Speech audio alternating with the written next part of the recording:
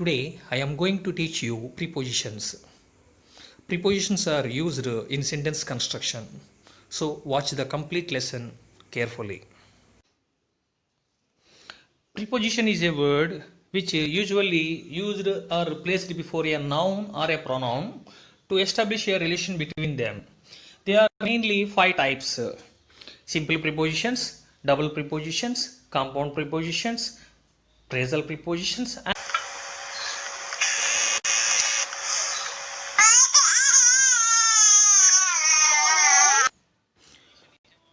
don't cry, Nana. I won't teach you the formal grammar. Just I will teach you the only functional grammar. That too in Telugu. Okay na? Don't cry. ఇక్కడ ఉన్న పదాలు చదవండి. ప్రతి పదంలోనూ చివర yellow కలర్లో ఉన్నదాన్ని గమనించండి. వీటిని విభక్తులు అంటారు. ఇవి తెలుగులో చాలా ఇంపార్టెంట్, అట్లాగే ఇంగ్లీష్లో కూడా చాలా ఇంపార్టెంట్. ఇవి వాడకుండా మనం ఇంగ్లీష్ని సెంటెన్స్ని మీనింగ్ఫుల్గా తయారు చేయలేం. ఒక ఎగ్జాంపుల్ చూద్దాం. ఇది చూడండి, గుడికి కదా, ఒక వాక్యం చెప్తాను. నేను గుడికి వెళ్ళాను. ఓకే, ఇక్కడ ఈ కీ అనేది తీసేసి చెప్పండి. నేను గుడి వెళ్ళాను మీనింగ్ ఉందా? లేదు కదా. సో ఇంగ్లీష్లో కూడా అంతే, ఈ ప్రిపోజిషన్స్ వాడకుండా మనం సెంటెన్స్ని మీనింగ్ఫుల్గా తయారు చేయలేం. ఇంకొక వేరియేషన్ ఉంది, అది గమనించాలి. ఇక్కడ కీ అనేది పదానికి వెనకాల పెట్టాం, గుడి పక్కన పెట్టాం కదా. కానీ ఇంగ్లీష్లో ఈ ప్రిపోజిషన్ని వెనకాల పెట్టకూడదు, ముందు పెట్టాలి. అందుకనే దాన్ని ప్రీపొజిషన్ అంటాం. సో గుడికి అంటానికి ఇంగ్లీష్లో ఏమనాలంటే టు టెంపుల్. ఇక్కడ కీ అంటే టూ మాట, టెంపుల్ టు అనకూడదు, టు టెంపుల్. సో ఇంగ్లీష్లో ప్రిపోజిషన్ ఎక్కడ వాడినా సరే ఆ పర్టికులర్ నౌన్కి మనం ముందు వాడాలి. అర్థమైంది కదా. మనం ఈ లెసన్లో ఒక 30 ప్రిపోజిషన్స్, వాటి మీనింగ్స్, వాటిని ఎక్కడ ఎలా ఉపయోగించాలి, క్లాస్లో పిల్లల చేత ఎట్లా ప్రాక్టీస్ చేయించాలి, వాటిని మర్చిపోకుండా ఎట్లా గుర్తుపెట్టుకోవాలి, అన్ని ప్రతిదీ చాలా వివరంగా నేర్చుకుందాం. ఇన్ లో, ఆన్ మీద, టు కి, ఇంటూ లోకి, ఆన్ టు మీదకి, విత్ తో, ఫర్ కోసం, ఫ్రమ్ నుండి, ఆఫ్ యొక్క, అబౌట్ గురించి. అయితే వీటిని ఇంగ్లీష్ తెలుగు మీనింగ్స్ కింద బైహార్ట్ చేయమని అయితే చెప్పను, కానీ కొంచెం గుర్తుపెట్టుకోవడానికి ట్రై చేయాలి. అయితే వీటిని మనం ప్రాక్టీస్ చేసేటప్పుడు బొమ్మలు, సిచ్యువేషన్స్ ఉపయోగించి ప్రాక్టీస్ చేస్తే అది మనకి బాగా ఈజీగా గుర్తుంటుంది. అది ఎట్లా చేయాలో చూద్దాం. ప్రిపోజిషన్స్ ఎలా ఉపయోగించాలో కొన్ని ఎగ్జాంపుల్స్ ద్వారా చూద్దాం. ఫస్ట్ది ఇన్ అంటే లో. లో అనేది, ఈ ఇన్ అనేది ఎప్పుడు వాడాలి అంటే ఏదైనా ఒక ప్రదేశానికి లోపల వస్తువు ఉన్నట్లయితే ఆ వస్తువు యొక్క స్థానాన్ని తెలియజేయడానికి ఇన్ వాడాలి. నాన్నగారు ఎక్కడున్నారు, గదిలో, లో వాడాంగా. సో ఇన్ ద రూమ్ ఇట్లా చెప్పాలన్నమాట. నీ పుస్తకం ఎక్కడుంది, బ్యాగ్లో, లో వాడావు కదా, ఇన్ ద బ్యాగ్ అట్లా చెప్పాలి. ఆన్, ఆన్ అంటే మీద. ఏదైనా ఒక ప్రదేశానికి పైన ఉన్నట్లయితే కనుక మనం ఆన్ అనే ప్రిపోజిషన్ వాడాలి. పుస్తకం ఎక్కడుంది, బల్ల మీద, మీద అంటే on, on the table. So ఇది ప్రిపోజిషన్ ముందు వాడాలన్నమాట. బల్ల మీద అంటే టేబుల్ ఆన్ అని అనకూడదు, ఆన్ ద టేబుల్ అని చెప్పాలి. టు అంటే కీ. నువ్వు ఎక్కడికి వెళ్తున్నావు, ఎక్కడికి, కీ అంటే, సో నేను అడిగిన క్వశ్చన్లో ఎండింగ్ ఏదైతే ఉందో అదే నీకు స్టార్టింగ్ ఆన్సర్ అవుతుంది. ఎక్కడికి అన్నాం కాబట్టి నువ్వు టూతో మొదలు పెట్టాలి ఆన్సర్. నువ్వు ఎక్కడికి వెళ్తున్నావు, ఎక్కడికి, టు టెంపుల్ ఇట్లా చెప్పాలి.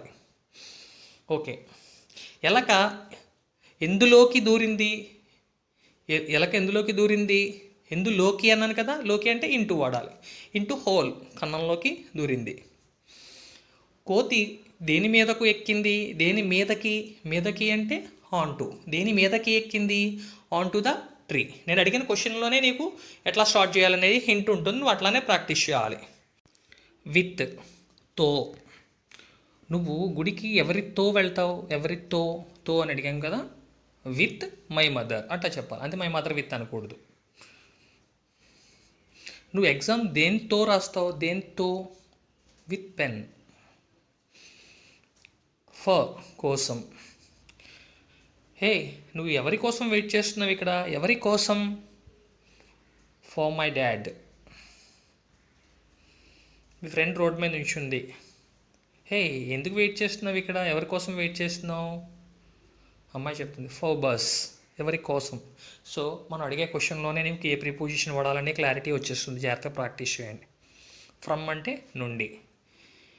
మీ మావయ్య వచ్చారా, ఎక్కడి నుండి, నుండి అని అడిగాం కదా, ఫ్రమ్ చెన్నై. ఆఫ్ యొక్క, ఈ క్యాప్ ఏంటి? దేనిది cap? Marker cap. Cap of the marker. Marker యొక్క క్యాప్ అలా వెనక నుంచి చెప్పాలి. పెన్ యొక్క కలర్ అన్నాను అనుకో, కలర్ ఆఫ్ ద పెన్ వెనక నుంచి చెప్పాలి. సత్యమూర్తి గారి అబ్బాయి, సన్ ఆఫ్ సత్యమూర్తి, ఇలా వెనక నుంచి వస్తుంది అనమాట. ఓకే, ఆఫ్ అంటే యొక్క, ఆఫ్ సత్యమూర్తి అంటే సత్యమూర్తి యొక్క అని అర్థం. ఓకేనా? సరే. అబౌట్ గురించి. నువ్వు ఎవరి గురించి ఆలోచిస్తున్నావు? ఎవరి గురించి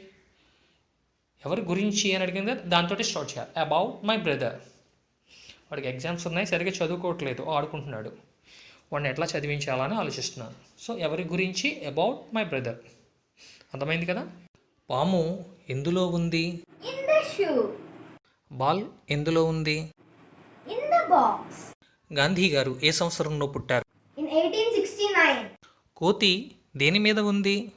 దేని మీద? On the wall. పాప ఎక్కడికి వెళ్తుంది? ఎక్కడికి? To the school. పాము ఎందులోకి పాకుతుంది? Into the hole. సింహం దేని మీదకి దూకుతుంది? దేని మీదకి? Onto something. ఈ పాప స్కూల్కి ఎవరితో వెళ్తుంది? ఎవరితో?